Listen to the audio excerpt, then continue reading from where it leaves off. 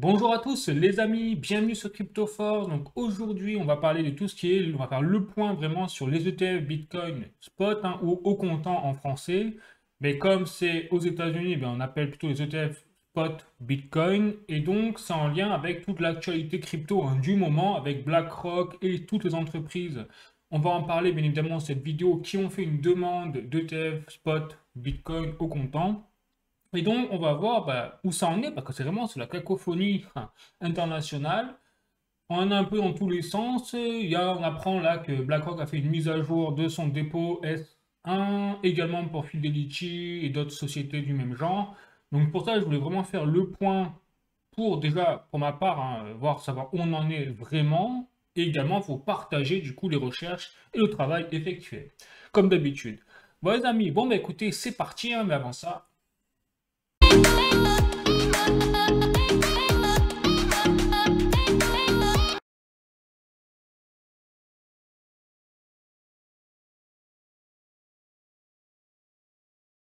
mon article sur cryptoforce.fr, comme vous pouvez le voir, donc le point sur les demandes d'ETF spot Bitcoin de BlackRock et compagnie, puisqu'il n'y a pas que BlackRock qui est dans la course aux ETF Bitcoin.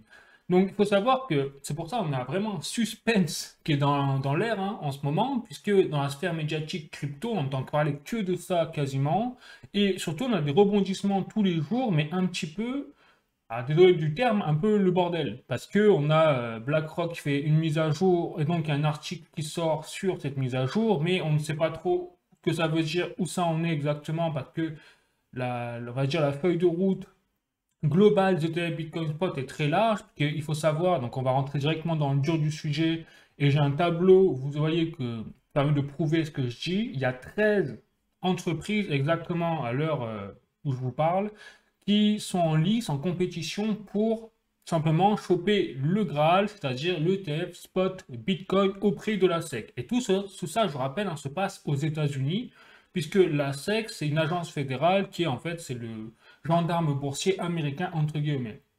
Et donc, toutes ces entreprises-là, leur objectif, c'est de décrocher l'approbation de la SEC sur la mise en place d'un ETF spot, c'est-à-dire au comptant Bitcoin, sur leur partie pour qu'ils puissent le proposer derrière à leurs clients. Voilà, donc on va parler de tout ça, bien évidemment.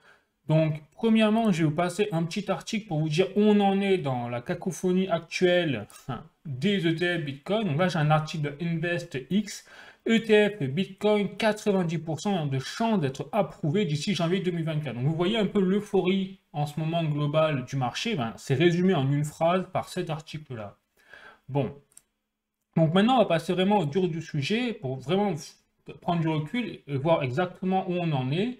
Donc vous voyez, là, il y a toutes les entreprises qui sont en compétition. Donc vous avez Grayscale, vous avez ARK Invest, l'entreprise de Cathie Wood, vous avez iShares Bitcoin Trust, c'est-à-dire BlackRock, Bitwise, Vanek, WisdomTree, etc.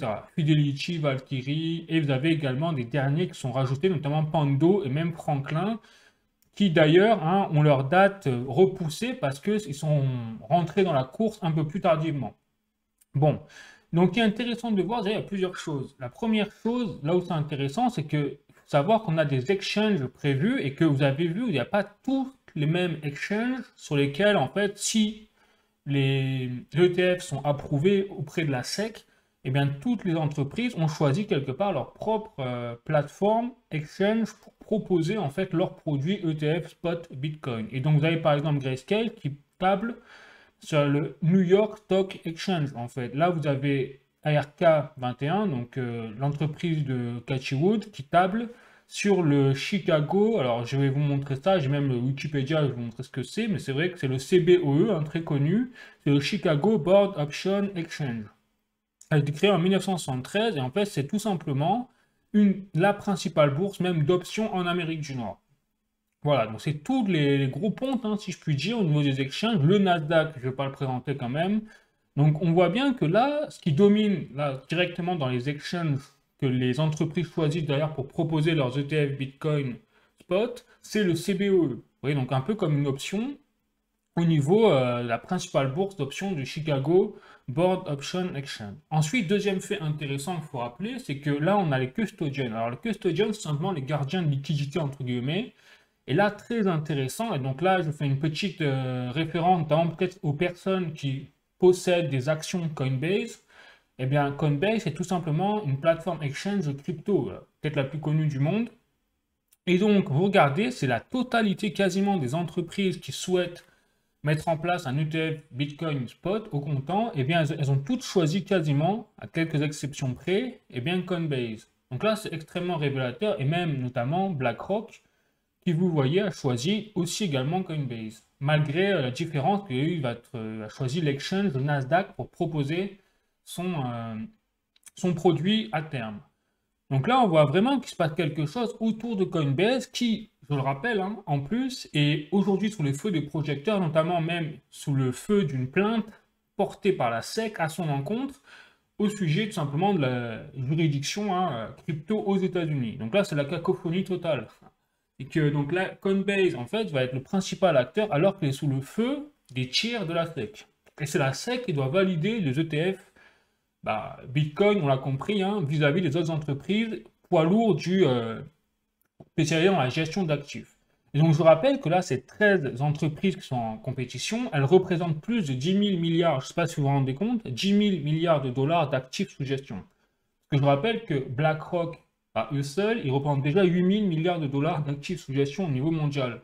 Donc là, on ne parle pas effectivement de quelques dollars, là on parle vraiment des plus grosses entreprises de la finance à l'échelle mondiale. C'est pas rien quand même. Et donc là où maintenant ça devient très intéressant, c'est les deadlines. Donc il faut savoir que pour ce genre d'ETF, normalement il y a entre 4 et 5 deadlines où vous avez la SEC, donc le gendarme boursier américain, qui doit à chaque deadline dire approuver ou non l'ETF. Donc si c'est oui, eh bien terminé, super, go pour tout le monde. Si c'est non, tout le monde rentre chez soi. Et puis sinon, on a la possibilité de repousser l'échéance pour améliorer et pour renforcer la négociation avec les entreprises demandeuses d'ETF, tout simplement. Et donc là, aujourd'hui, donc je vous rappelle que ce tweet est de James Seyfarth, comme vous pouvez le voir ici, fait partie de Bloomberg. Hein. Donc pour ça que là, je vous montre ça directement au niveau source. Et également, lui, il a posté son tweet le 5 décembre 2023, c'est-à-dire il y a une semaine à peu près. Donc vous voyez que cette mise à jour de ce tableau est extrêmement récente, c'est très frais. Ça, je vous permets de vous le montrer au passage.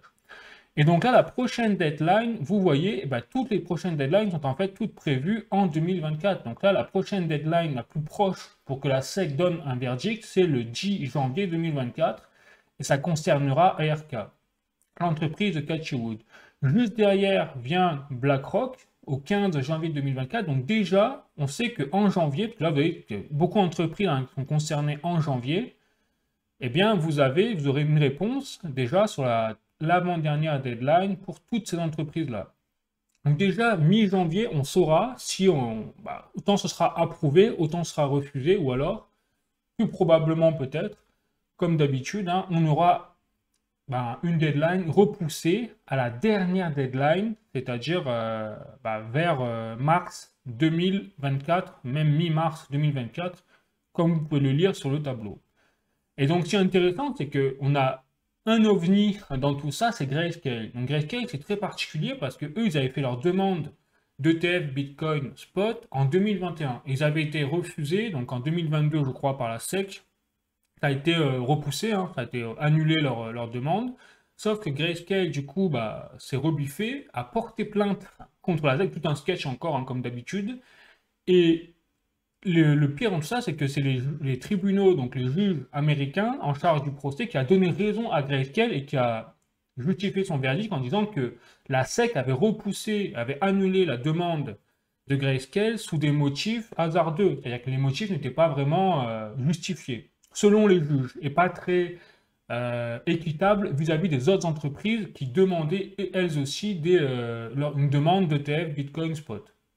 Voilà. Et c'est pour ça que là, vous avez en fait simplement une deadline de la SEC qui est inconnue, parce que comme c'est extrêmement récent l'affaire, je crois que c'est en août 2023, on a eu le verdict du tribunal américain qui a déclaré que la SEC devait revoir sa copie, sa décision concernant l'annulation de l'ETF Bitcoin Spot pour Grayscale. Donc là, c'est un peu le tableau est un peu en suspens parce qu'il y a plusieurs choix. Soit on va avoir la SEC qui va annuler de nouveau l'ETF Bitcoin Spot de Grayscale, mais sous des nouveaux motifs plus valables, mais on n'y croit pas trop parce qu'ils l'auraient déjà fait, soit ils n'auront pas le choix que d'approuver l'ETF Bitcoin Spot. Dans ce cas-là, eh bien, ils devront le faire au moment où ils l'annoncent, en fait. C'est pour ça que pour l'instant c'est inconnu parce que ils n'ont pas encore déclaré leur verdict final, la SEC pour Grayscale. C'est très particulier, Grayscale c'est un peu l'OVNI là dans l'histoire, qui est très proche forcément, on le sait, d'avoir l'approbation à ce niveau-là. Voilà, donc ça c'est un peu on va dire le point général, résumé les amis. Je vais vous montrer quelques articles également pour la route, pour vous montrer un petit peu tout ça, pour conforter mes propos. Donc, hop, je vais vous montrer tout ça. Donc, premièrement, hop, un petit article de CNBC carrément, donc BlackRock, donc files for un ETF Bitcoin Spot avec Coinbase, vous voyez, comme, c'est-à-dire gardien crypto. Donc ça, c'est daté déjà du 15 juin 2023. Donc en fait, Coinbase est en train de se poser en termes de partenaire principal de quasiment tous les gestionnaires d'actifs au niveau international. Donc c'est pas rien quand même. Ensuite, j'ai un troisième article de journalducoin.com, dans la guerre anti-crypto. Grayscale remporte son procès contre la SEC aux États-Unis. Donc je vous en ai parlé, vous voyez. Et ensuite, vous avez par exemple un article de cryptost.fr. Et là, on va en arriver au futur, on va dire, des conséquences un petit peu déjà qui sont en train de se passer autour des événements des ETF Bitcoin Spot, qui sont tout à fait remarquables, on va dire, dans la sphère crypto, médiatique, on va dire. Donc là, j'ai un article de cryptost.fr, une préparation aux ETF, point d'interrogation. Google change sa politique pour les publicités de fonds crypto aux États-Unis. Donc là, on voit déjà qu'il se passe des choses en anticipation pour les plus grands groupes à l'échelle internationale et que tout le monde est en train de s'aligner un petit peu sur déjà l'éventualité que les ETF Bitcoin Spot soient approuvés par la SEC. Donc là, on voit que c'est pas rien quand même. Et donc effectivement, là, ce qu'on peut voir, c'est qu'à partir du 29 janvier 2024, on a Google, en fait, qui va autoriser les entreprises, donc spécialisées dans les fonds crypto, pas n'importe quelle entreprise, à faire de la publicité sur Google aux États-Unis. Donc là, on entre vraiment dans du sérieux. Et en plus de cela, il faut savoir qu'on a récemment, c'est là où ça indique qu'on a de plus en plus de chances que les ETF Bitcoin Spot soient approuvés, même si ce n'est pas gagné. Eh bien, on a en ce début décembre, donc là c'est extrêmement frais, quelques jours près, on a BlackRock, Bitwise et Fidelity qui ont mis à jour leur dépôt S1. Donc les dépôts S1, c'est-à-dire leur dépôt initial de demande d'ETF Bitcoin Spot auprès de la SEC. Et donc ça veut dire, et donc là j'ai un tweet de Eric Balchunas, comme vous pouvez le voir, qui est un analyste au final financier, enfin bref, qui est un peu dans la sphère de ce genre de secteur, si je puis dire. Et donc lui, il déclare effectivement que BlackRock notamment a changé, a modifié par rapport à son dépôt S1, eh bien 21 points qui concernaient la sécurité, mais également les exigences réglementaires mises en place, demandées par la SEC. Donc ce qui est en train de se passer, c'est que comme on a là toutes les entreprises, on va dire on a BlackRock, Bitwise et Fidelity, on a trois entreprises qui ont toutes quasiment au même moment changé leur dépôt S1, ça veut tout simplement dire que là, derrière, il y a une réflexion de la part de la SEC. Donc ça veut dire qu'on a bel et bien des négociations en cours, des discussions en cours entre la SEC d'un côté, les entreprises de gestion d'actifs de l'autre, et que tout ce petit monde-là est en train de se concerter pour arriver à se mettre d'accord et avoir une entente finale au final pour justement mettre en place les ETF Bitcoin Spot. Voilà, donc ça c'est les nombreux analystes qui le disent, c'est pas moi, que cette tendance finalement est plutôt positive dans la proche finale, si vous voulez, à ce niveau-là. Parce que le but en fait de la SEC, faut pas l'oublier, à la base, c'est de protéger les investisseurs en fait au niveau des investissements, tout simplement. Et donc, il faut que la SEC ait, de la part de BlackRock et des entreprises du genre, des garanties suffisantes pour autoriser ce genre de produits financiers à diffuser tout simplement sur le marché international financier et surtout américain pour protéger toujours les investisseurs. Voilà. Donc là, j'ai également un article de Coin Academy à vous montrer. Toc, il est là. Coin Academy, donc BlackRock et Bitwise mettent à jour leur demande d'ETF Bitcoin Spot. Vous voyez, donc ça, c'était déjà au 8 décembre 2023, si je ne me trompe pas. C'est écrit petit, donc 6 décembre, 8 décembre. Même moi, j'arrive pas à lire. Voilà. Donc, on voit vraiment qu'il y a quelque chose qui est en train de se passer. Là, c'est en train de s'accélérer sur les ETF Bitcoin Spot, mais au moins on comprend pourquoi on a des articles qui arrivent dans tous les sens, comme quoi pourquoi les gestionnaires d'actifs mettent tous à jour d'un coup comme ça leur demande d'ETF Bitcoin Spot. En fait, c'est à la demande de la SEC. Vous voyez? Et donc après, ça c'est les points positifs, hein, j'ai envie de vous dire, mais quand on est dans ce genre de cas, il faut quand même malgré tout garder à l'esprit le côté négatif, c'est-à-dire la possibilité que la SEC repousse purement et simplement toutes les demandes de tel Bitcoin Spot, et que tout ça, ce soit un mélodramatique au niveau médiatique, si je puis dire. Et donc là, il y a quand même personnellement quelque chose qui a tiré l'alarme à ce niveau-là, et c'est pas moi qui le dis là non plus, ce sont les analystes financiers, et notamment un article de Cryptopolitan, qui est écrit en anglais également, je vais vous montrer. Donc hop, donc BlackRock en fait tire la sonnette d'alarme sur en fait la classification du Bitcoin en tant que security. Et ça date, vous voyez, du 11 décembre 2023, ça date d'hier. Donc là, ce qui est en train de se passer également, ce que les analystes financiers ont remarqué, c'est qu'avec la mise à jour justement de ces dépôts S1, etc., eh bien, il y a également des choses qui sont apparues dans le dossier BlackRock de demande de TF Bitcoin Spot au niveau de la classification du Bitcoin en temps éventuellement en tant que security. Parce que je rappelle que tout l'enjeu au niveau juridique, légal aux États-Unis, c'est tout simplement le combat de la SEC contre les cryptos se porte sur le statut soit de security, soit de commodity des crypto-monnaies. Aux États-Unis, il faut savoir qu'un titre financier est extrêmement encadré. Et le but de la SEC, depuis l'existence des crypto-monnaies, ça a été d'attirer en fait le secteur des crypto-monnaies sous sa juridiction, c'est-à-dire sous les securities. Or, on sait très bien que là, par exemple, XRP et Ripple, qui ont été en procès pendant des années, qui est encore en procès actuellement d'ailleurs en appel contre la SEC, et bien c'est justement parce que derrière, il y avait un flou juridique dans le statut finalement de securities ou de commodities du XRP. Et comme Ripple n'avait pas enregistré le XRP en tant que securities auprès de la SEC a porté un procès contre Ripple.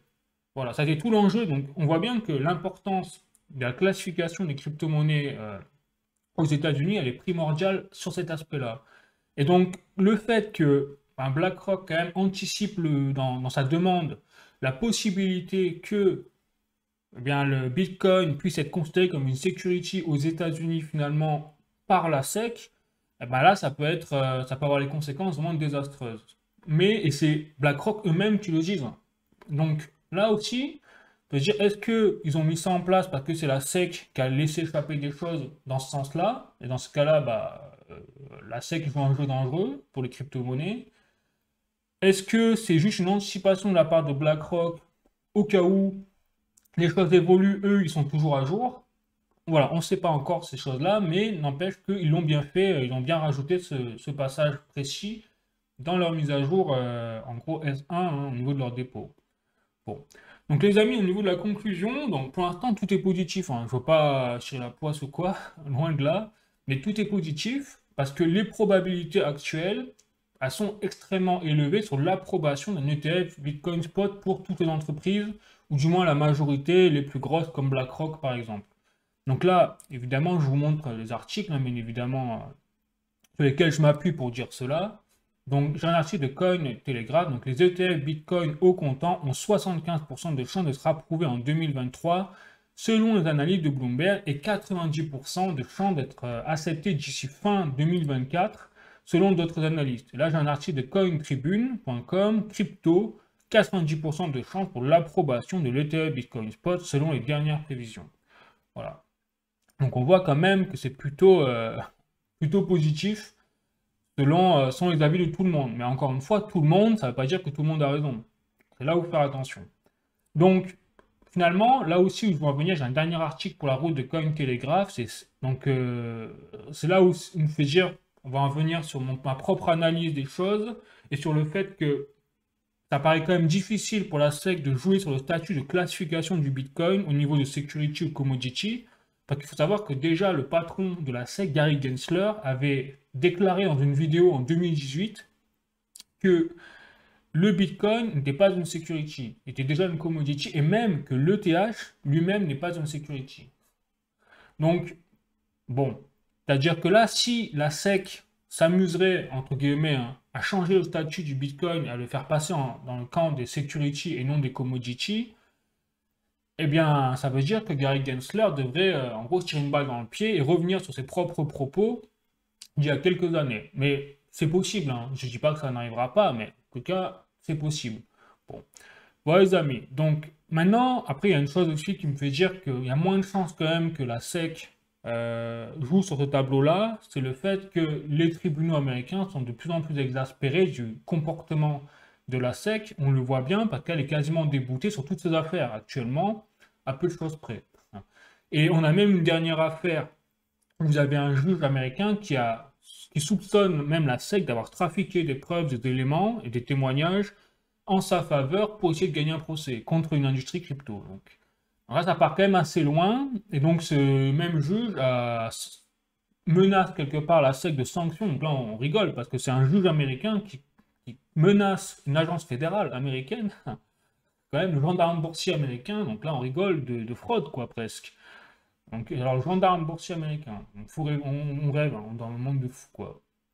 Bon, et donc, là où, si on envisage le pire du pire, c'est-à-dire que bah, la SEC joue avec le feu, pour des raisons toujours classiques, c'est-à-dire d'essayer de barrer l'industrie crypto de la légalisation et de l'adoption de masse aux États-Unis, eh bien, voilà, ça veut dire qu'on a plusieurs hypothèses. Donc, dans ce cas-là, seul l'avenir, je le dis très bien, hein, moi je n'ai pas la science infuse, je dirai toujours, je ne connais pas l'avenir, donc on verra ce que ça donne, mais seul l'avenir nous dira en fait si les ETF spot Bitcoin seront approuvés ou non, et si surtout la SEC trouvera une ultime parade, parce qu'elle a dit non depuis des années aux ETF Bitcoin Spot, et elle, on le voit bien qu'elle fait traîner les choses en longueur. Donc, est-ce que elle va trouver une parade pour interdire purement et simplement les ETF Bitcoin Spot?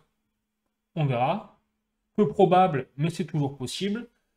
Ou alors les autoriser, et c'est là où on peut sentir quand même la fourberie hein, de ces gens-là, c'est possible, hein. Les autoriser, elle peut les autoriser, mais avec des contraintes, comme quoi elle considérait le Bitcoin comme une security, par exemple, et non une commodity. Et là, on en reviendrait un peu à la mise à jour de BlackRock sur leur dépôt, où ils ont inséré que effectivement, il y a une possibilité que le Bitcoin soit considéré comme une security. Et là, en fait, les conséquences, ok, il y aurait des ETF Bitcoin Spot intégrés, hein, pas de problème, mais il y aurait tant de contraintes que ce serait désastreux au final pour l'industrie crypto, malgré l'annonce que les ETF Bitcoin Spot soient validés. Mais encore une fois, je vous dis, c'est peu probable. C'est juste que là, c'est quelque chose, quand même, où même BlackRock eux-mêmes tirent la sonnette d'alarme. Donc c'est pour ça que je l'ai dit. Non, je ne l'aurais pas dit. Voilà. Donc, bon. Donc après, les amis, vous me direz limite ce que vous en pensez, hein. Donc c'est tout pour cette vidéo. C'était vraiment le point sur les ETF Bitcoin Spot où on en est avec le positif et le négatif. Parce que bon, vous savez, quand on est dans l'euphorie, on a tendance à pas vouloir voir les signaux ou les points négatifs ou quoi. À juste titre ou à tort, hein. Vraiment, c'est compréhensible. Donc le but de la vidéo, c'est vraiment d'essayer de rester objectif en tout cas. Même si je rappelle, moi, que je ne suis pas un conseiller financier ni en investissement. Tout ce que je dis, ça sera informatif, hein, et c'est basé sur des hypothèses, bien évidemment, vous l'avez compris. Voilà. Bon, écoutez, sur ce, les amis, écoutez, je vous dis à bientôt pour d'autres vidéos. N'hésitez pas à mettre un like si vous avez aimé la vidéo, si vous avez appris des choses. N'hésitez pas à mettre également votre avis en commentaire. Moi, ça me fait toujours plaisir d'avoir des avis, même s'ils sont divergents, parce qu'on est là pour en discuter également, pour en débattre. Et même, comme ça, vous pouvez m'apprendre des choses également que je ne sais pas, ou corriger des choses peut-être qui sont peut-être pas forcément exactes dans ce que j'ai dit. N'hésitez pas, vraiment, hein, vous êtes là pour ça, les amis. Et puis sinon, à bientôt pour l'actualité crypto, donc numéro 54 pour dès jeudi. Et puis voilà. Allez, salut à tous, la bise, ciao.